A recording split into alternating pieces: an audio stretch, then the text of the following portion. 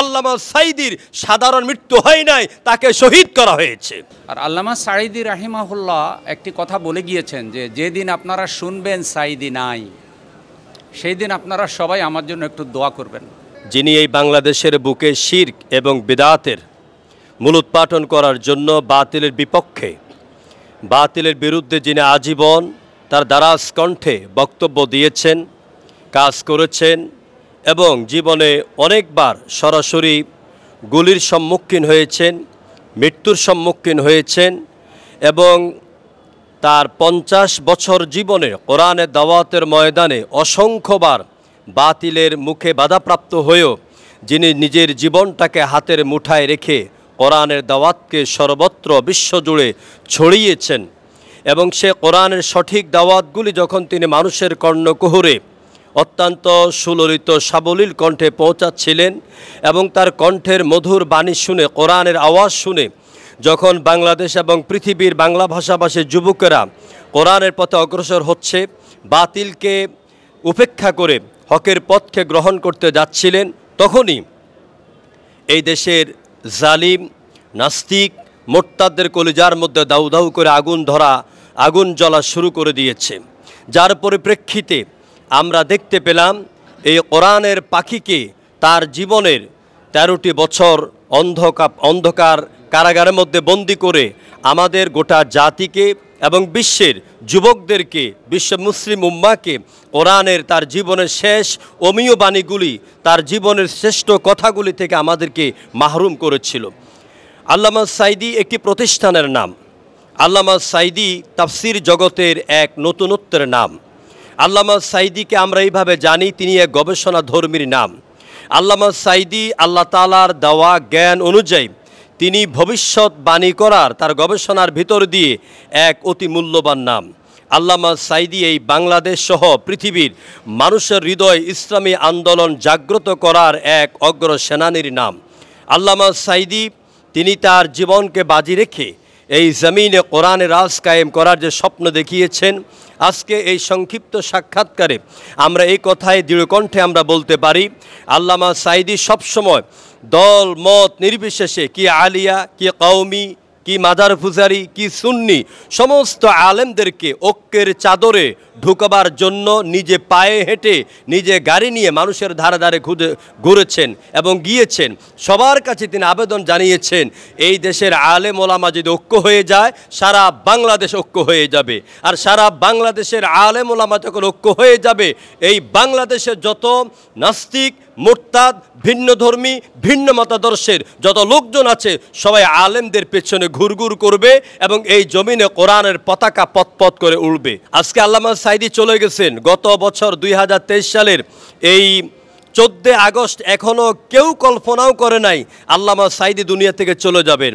রাত 8:40 যখন খবর ছড়িয়ে গেল, সারা বাংলাদেশ এবং বিশ্বের মোমিনদের হৃদয়ের মাঝে আঘাত আনলো। কারণ আল্লামা সাঈদীর আমি জীবনের শেষ 2টি ইচ্ছার কথা বলে শেষ করছি।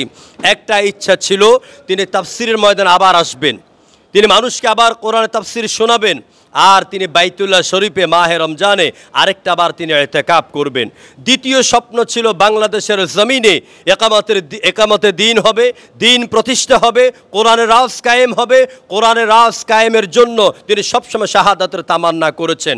আমরা বিশ্বাস করি, আমরা দৃঢ় কণ্ঠে আজ বুক ফুলিয়ে এই কথা বলতে পারি, আল্লামা সাঈদীর সাধারণ মৃত্যু হয় নাই, তাকে শহীদ করা হয়েছে। সুতরাং এই বাংলার জমিনে আজ না হয় কাল এই বিচার হবেই হবে।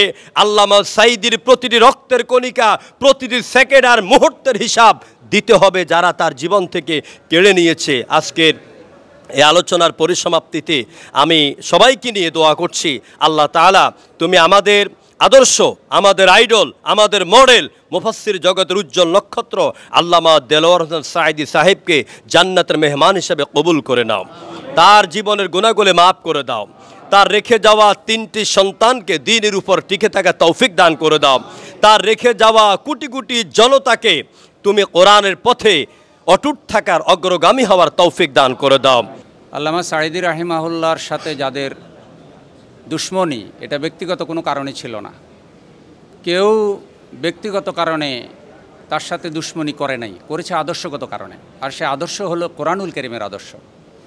আল্লামা সাঈদীকে যেভাবে দুনিয়া থেকে বিদায় নিতে হলো, এর কারণ কি? ওমা নাকামু মিনহুম ইল্লা আইয়ুমিনু বিল্লাহিল আসিসিল হামিদ।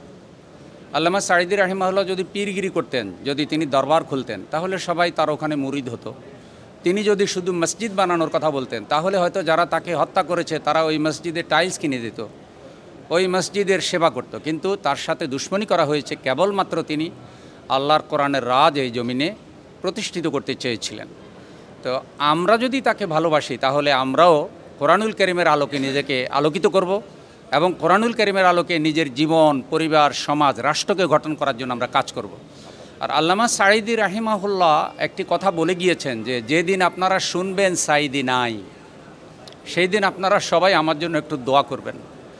আল্লাহ যদি দয়া করে আমার মতো ক্ষুদ্র গোলামকে ক্ষমা করে দেয়, তাহলে এর থেকে বড় পাওনা আর হতে পারে না। তো সেটা তিনি বলে গিয়েছেন। আজকে তিনি কোটি কোটি মানুষের দোয়া পাচ্ছেন এবং পাবেন। যতকাল এই পৃথিবীতে কোরআন থাকবে, দিন থাকবে, মানুষ তাকে স্মরণ করবে। শুধু তাকে না, সাহাবা একরাম যারা যুগে যুগে আল্লাহ দিনের জন্য কাজ করেছেন, সবাইকে স্মরণ করে। সুতরাং কোরআন প্রেমিক জনতার কাছে আমাদের আবেদন, আসুন আমরা যাদের সাথে এখন দুশ্মনী কথা বলি, একমাত্র আবু জেহেল, আবু লাহাবের উত্তরসূরি হওয়ার কারণেই তারা। পৃথিবীতে এখন ফেরাউন বেঁচে থাকলে যে কাজটা করত, নমরুদ বেঁচে থাকলে যে কাজটা করত, আবু জেহেল বেঁচে থাকলে যে কাজটা করত, আজকে ইসলামের দুশ্মনরা সেই কাজটাই করতেছে। তারা মানুষকে ধর্মনিরপেক্ষ মতবাদ শিখাচ্ছে, কুফুরি মতবাদ শিখাচ্ছে, তারা মানুষকে ইসলাম থেকে বিচ্ছিন্ন করে ফেলছে, তারা ওয়াজ মাহফিল বন্ধ করে দিচ্ছে, তারা মসজিদের ইমামদের গলা চেপে ধরছে, তারা আল্লাহর ঘরকে নিজেদের ঘরে পরিণত করেছে। এই যে একটা ফেরাউনি সাম্রাজ্য প্রতিষ্ঠিত করেছে, এটার বিরুদ্ধে আল্লামা সাঈদী কথা বলেছেন, আজকে উলামা একরাম কথা বলেন। শেষ কথাটা আমরা এটাই বলতে চাই, যারা এখন ময়দানে কথা বলছেন এবং আল্লামা সাঈদীর আদর্শে যারা আদর্শবান, আল্লামা সাঈদীর উত্তরসূরি বলে পরিচয় দিচ্ছেন, আপনারাও কোরআন সুন্নাহর আলোকে নিজেদেরকে আরও আলোকিত করুন। ওয়াজের ময়দান আরও পরিচ্ছন্ন হোক এবং বিতর্ক মুক্ত হোক, এবং যেই কথাগুলি আসে বিভিন্ন কারণে, যেগুলি আল্লামা সাঈদীর ব্যাপারে আসে নাই, সেই কথাগুলি আমাদের ব্যাপারে না আসুক। আল্লাহ তাআলা আমাদের ক্ষমা করুন, আমিন।